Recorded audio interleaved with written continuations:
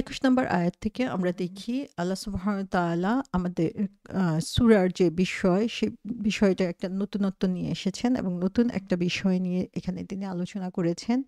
এর আগ পর্যন্ত আমরা দেখি জাতিগতভাবে কিছু জাতির এক্সাম্পল আল্লাহ সুবহানাহু ওয়া তাআলা দিয়েছেন যে তারা কিভাবে ধ্বংস হয়ে গিয়েছে, কি কারণে তারা ধ্বংস হয়েছে সেই ব্যাপারে আমাদেরকে চিন্তাভাবনা করতে বলেছেন। তারপরের অংশে দেখি যে ব্যক্তিগত লেভেলে কি, কি কাজ করার কারণে মানুষের ধ্বংস চলে আসে এবং সেগুলো আ আল্লাহ সুবহানাহু ওয়া তাআলা আমাদের নজরে নিয়ে এসেছেন যেন আমরা নিজেরা এই ব্যাপারগুলোতে আরো বেশি করে রিফ্লেক্ট করতে পারি। ২১ নম্বর আয়াতে আমরা দেখি যে ব্যাপারটা সম্পূর্ণভাবেই চলে গিয়েছে ডে হেয়ার আফটারের দিকে। যে এতক্ষণ পর্যন্ত দুনিয়ার যেই কাজগুলোর সেগুলোর উপরে আল্লাহ সুবহানাহু ওয়া তাআলা ফোকাস করেছেন। এখন তিনি আমাদেরকে স্মরণ করিয়ে দিচ্ছেন যে আখিরাতে যে কিয়ামত দিবস যখন সংঘটিত হবে তখন কি ঘটনা ঘটবে। ২১ নম্বর আয়াতে আল্লাহ বলছেন কাল্লা ইযা দুক্কাতিল আরদু দাক্কান দাক্কা। এটা অনুচিত যখন পৃথিবী চূর্ণ বিচূর্ণ হবে। তাহলে এখানে আমরা দেখি যে কাল্লা, কখনোই না। আল্লাহ সুবহানাহু ওয়া তাআলা নেগেট করেছেন। তার মানে এই প্রসঙ্গে কিছু কথা হচ্ছিল যে কথাগুলোকে আল্লাহ সুবহানাহু ওয়া তাআলা এভাবেই রেসপন্ড করছেন যে আম আম কখনোই না, বরং আল্লাহ সুবহানাহু ওয়া তাআলা স্মরণ করিয়ে দিচ্ছেন ইযা দুক্কাতিল আরদু, যে যখন হচ্ছে পৃথিবীকে চূর্ণ-বিচূর্ণ করে দেওয়া হবে। তো এখানে আমরা দেখি আল্লাহ সুবহানাহু ওয়া তাআলা আম কিয়ামত দিবসে ১ম দিকে যে ঘটনাগুলো সংঘটিত হবে, সেই ঘটনাগুলোর উপরে আল্লাহ সুবহানাহু ওয়া তাআলা এখানে আমাদেরকে নজর দিতে বলছেন। এর আগের সূরা যেটা কোরআনে আছে, সেখানে আল্লাহ সুবহানাহু ওয়া তাআলা আমাদেরকে রিফ্লেক্ট করতে বলছেন যে পৃথিবীটা কত প্রশস্ত এবং এই পৃথিবীটাকে আল্লাহ সুবহানাহু ওয়া তাআলা ধরে রাখার জন্য, স্টেবিলিটি দেওয়ার জন্য সেখানে হচ্ছে পাহাড়কে গেঁথে দিয়েছেন তিনি পেরেকের মতো করে। এবং আল্লাহ সুবহানাহু ওয়া তাআলা এই সূরাতে এসে বলছেন যে দুনিয়াতে তুমি যেটা দেখতে পাচ্ছ যে পৃথিবী স্টেবল আছে, পাহাড়গুলা সেটাকে গেঁথে রেখেছে, ঠিক যখন কিয়ামত সংঘটিত হবে তুমি ঠিক অপোজিট সিনটা এখানে দেখতে পাবে, যেখানে তুমি দেখবা যে পৃথিবীকে এমনভাবে চূর্ণ-বিচূর্ণ করা হচ্ছে যে সেটা একদম সমতলে পরিণত হবে। কোনো পাহাড় নাই। পৃথিবীর যে চেহারা তুমি আগে দেখতে, সেই চেহারা তুমি আর দেখতে পাবে না। আগের যে আয়াতগুলো সেখানে আল্লাহ সুবহানাহু ওয়া তাআলা বলছেন যে পৃথিবীতে যে সম্পদ রয়েছে, এই সম্পদ আ ব্যাপারে মানুষের যে লোভ এবং মানুষ ধরেই নিয়েছে যে এই সম্পদ তাদেরকে রক্ষা করবে, তাদের ফ্যামিলিকে রক্ষা করবে, তাদের জাতিকে রক্ষা করবে এবং সে কারণে তারা সেই সম্পদের উপরে তাদের সমস্ত আম আ অ্যাটেনশন দিয়ে দিয়েছে। কিন্তু আল্টিমেটলি আল্লাহ সুবহানাহু ওয়া তাআলা এখানে বলছেন যে, যেই সম্পদকে জমা করার জন্য, কুক্ষিগত করার জন্য, পুঞ্জীভূত করার জন্য তুমি এত কষ্ট করেছ, যেই কিয়ামত সংঘটিত হবে একদম ১ম দিকেই যে ঘটনাটা ঘটবে, সেই ঘটনা হচ্ছে যেখানে তুমি এগুলো জমা করে রেখেছ, সেই পৃথিবীকে ক্রাশ করে দেওয়া হবে। ক্রাশ করে সেটাকে একদম ধুলোবালিতে পরিণত করে দিবে। এবং আল্লাহ সুবহানাহু ওয়া তাআলা এখানে দেখিয়ে দিচ্ছেন যে, যেই ধন সম্পদে গর্ব তোমরা করো, এই পৃথিবীর বুকে থেকে তোমরা একবার চিন্তা করো যে এই পৃথিবীর মালিক কে? এই পৃথিবীর মালিকের যে ক্ষমতা রয়েছে, সেই ক্ষমতা বলে তিনি এই পৃথিবীকে চূর্ণ-বিচূর্ণ করে দিবেন। তাহলে এখানে আমরা কিয়ামতের ১ম দিকের যে লক্ষণগুলো রয়েছে, সেই লক্ষণগুলোর মধ্যে আল্লাহ সুবহানাহু ওয়া তাআলা যে জিনিসটা এখানে আমাদের দৃষ্টিতে নিয়ে আসছেন, সেটা হচ্ছে পৃথিবীর বুকে কি সংঘটিত হবে যখন এই দুনিয়াটা শেষ হয়ে যাবে। দেন তিনি বলছেন পৃথিবী চূর্ণ-বিচূর্ণ হয়ে এটাকে ফ্ল্যাট করে দেওয়া হবে। অর্থাৎ এখানে কোনো ধরনের স্ট্রাকচার থাকবে না। এখানে পাহাড় থাকবে না, নদী থাকবে না, ঘরবাড়ি থাকবে না। বড়, বড় যে উঁচু বিল্ডিং মানুষ করছে, কম্পিটিশন দিয়ে সম্পদের যে পাহাড় তারা জমাচ্ছে এবং সম্পদের সেই মহড়াকে মানুষের সামনে বুঝানোর জন্য যে বড়, বড় বিল্ডিং, স্তম্ভ তারা স্থাপনা তৈরি করছে, সেগুলো সমস্ত কিছুকে ধ্বংস করে দেওয়া হবে এবং এমন একটা অবস্থা হবে পৃথিবীর যেখানে লুকানোর কোনো জায়গা থাকবে না। এখানে আমরা দেখি ইযা দুক্কাতিল আরদু, দাক্কান দাক্কা। সো আমরা যখন পড়ি তখনই দেখি কিন্তু সেম কাইন্ড অফ ওয়ার্ড বারবার বলা হচ্ছে। দুক্কাতি, দাক্কান, দাক্কান। সো দাক্কা এই রুট লেটারটাই হচ্ছে ৩ বার এসেছে এই একটা আয়াতের মধ্যে। এবং আগেই আমরা বলেছি যখন এরকম রিপিট হচ্ছে সেটার মানে হচ্ছে এমফেসিস দেওয়া হচ্ছে, এক্সেসিভ বোঝানো হচ্ছে। এবং এখানে আমরা দেখি দাক্কান শব্দটার অর্থ কি? দাক্কান শব্দটার অর্থ হচ্ছে আমরা যেমন হামান দিস্তাতে করি, ফাউন্ড করি বা আঘাত করি কোনো জিনিসকে নরম করার জন্য অথবা কোনো জিনিসকে চূর্ণ বিচূর্ণ করার জন্য, সে যেভাবে এটাকে বারবার বারবার আঘাত করা হয় এবং সেই আঘাতটা কেন করা হচ্ছে? সেটাকে চূর্ণ করার জন্য অথবা সেই জিনিসটাকে ফ্ল্যাট করে ফেলার জন্য, সমতলে পরিণত করার জন্য।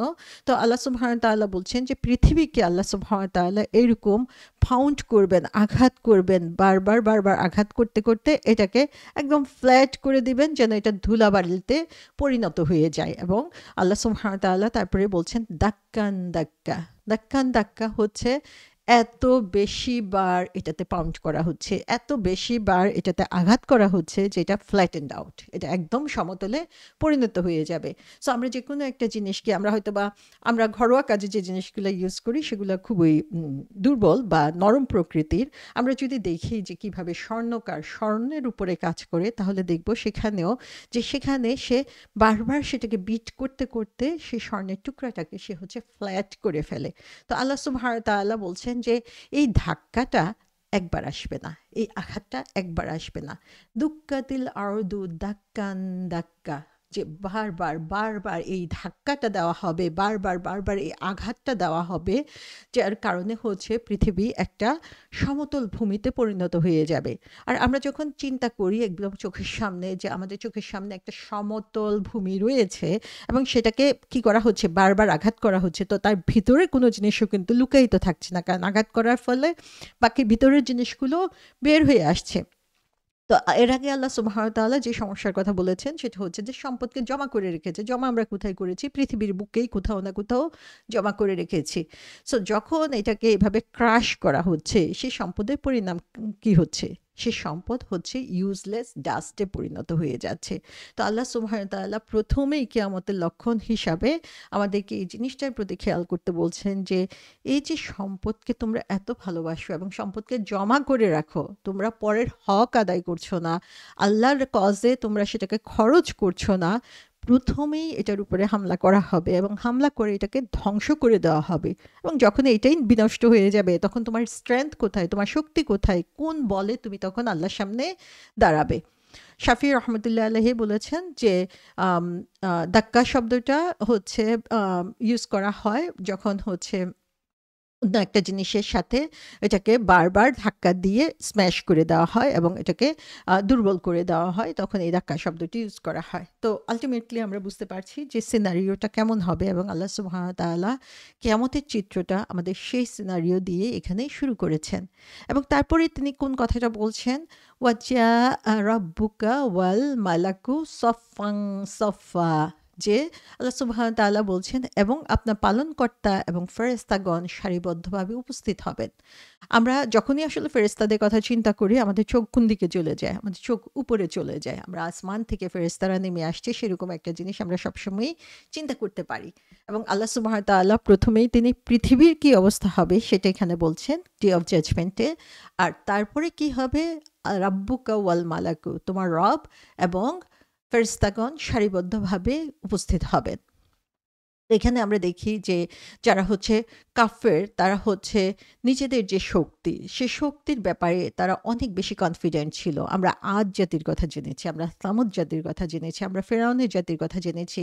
তাদের যে শক্তির উৎস অথবা তাদের যে গর্বের কারণ সেটা কি ছিল? তাদের গর্বের কারণ এটাই ছিল যে তাদের অনেক আর্মি ছিল, সৈন্যবাহিনী ছিল, তাদের অনেক স্ট্রেংথ ছিল, তাদের অনেক পাওয়ার ছিল।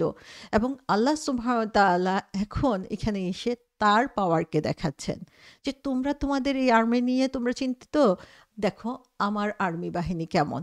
তো সুবহানাল্লাহ, আল্লাহর যে আর্মি বাহিনী অর্থাৎ ফেরেশতারা অ্যাঞ্জেলসটা রয়েছে সেটার কথা আমরা যদি চিন্তা করি, জাস্ট একটা এক্সাম্পল দিলেই আমরা বুঝতে পারি যে আল্লাহর সৈন্যবাহিনী কত বিশাল। যে আল্লাহ সুবহানাহু ওয়া তাআলার যে আরশ রয়েছে সে আরশকে প্রতিদিন হচ্ছে ৭০,০০০ ফেরেশতা হচ্ছে তাওয়াফ করতে থাকে সে আরশকে ঘিরে। এবং সুবহানাল্লাহ, যে ৭০,০০০ ফেরেশতা একবার তাওয়াফ করেছে কিয়ামত পর্যন্ত তারা আর সেই সুযোগটা পাবে না। অর্থাৎ এত বেশি সংখ্যক ফেরেশতা প্রতিদিন তাওয়াফ করছে, কিন্তু তারপরেও তাদের টার্ন আর ফিরে আসছে না। তো আল্লাহ সুবহানাহু ওয়া তাআলা এখানে বলছেন যে তার যে ফেরেশতাগণ রয়েছে, সেই ফেরেশতাগণ সেদিন কি হচ্ছে, তার সে নেভার এন্ডিং আর্মি, তারা হচ্ছে নামতেই থাকবে সেদিন।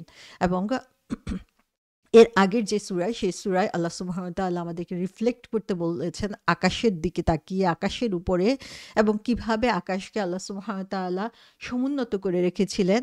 আর এখানে তিনি আকাশের ব্যাপারেই আমাদের রিফ্লেক্ট করতে বলছেন, কিন্তু এখানে কিভাবে ফেরেশতারা নেমে আসছে, কিভাবে আল্লাহর সৈন্যবাহিনী নেমে আসছে, সেটার উপরে আল্লাহ সুবহানাহু ওয়া তাআলা আমাদেরকে রিফ্লেক্ট করতে বলছেন। তো এখানে যে শব্দটা আমরা দেখি যে ওয়াজা রাব্বুকা ওয়াল মালাকু সফান সফা, সফান সফা, এখানেও আমরা দেখি রিপিট করা হয়েছে। রিপিট করা মানে এটার এক্সেসিভনেস বোঝানো হচ্ছে, এক্সাজারেশন বোঝানো হচ্ছে, এটাতে অতিরিক্ত মাত্রা দেওয়া হয়েছে। তো সফান শব্দের অর্থ কি?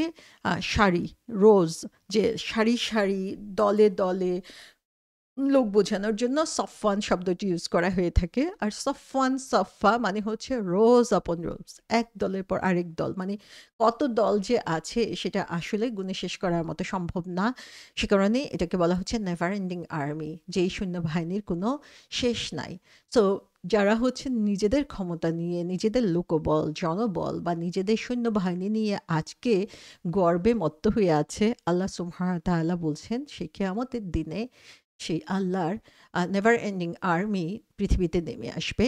তো যখন আল্লাহর আর্মি নেমে আসবে, তাদেরকে ডিফিট করার মতো শক্তি কি তোমাদের সেদিন থাকবে?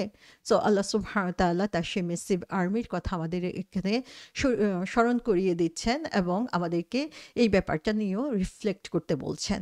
যেমন সূরা আন-নাবায় আল্লাহ সুবহানাহু ওয়া তাআলা বলেছেন যে ইয়াউমা ইয়াকুমুর রূহু ওয়াল মালাইকাতু সফফান, যে সেটা হচ্ছে এরকম একটা দিন যেদিন হচ্ছে রূহ অর্থাৎ জিবরিল আলাইহিস সালাম এবং মালাইকা অর্থাৎ ফেরেশতাগণ, তো জিবরিল আলাইহিস সালাম এবং ফেরেশতাগণ সেদিন সারিবদ্ধভাবে দাঁড়াবে। এবং সেদিন দয়াময় আল্লাহ যাকে অনুমতি দিবেন সে ব্যতীত কেউ কথা বলতে পারবে না এবং সে সত্য কথা বলবে। তো সেই কঠিন দিনের কথা আল্লাহ সুবহানাহু ওয়া তাআলা এখানে স্মরণ করিয়ে দিচ্ছেন এবং স্মরণ করিয়ে দিচ্ছেন আমাদের দুর্বলতার কথা।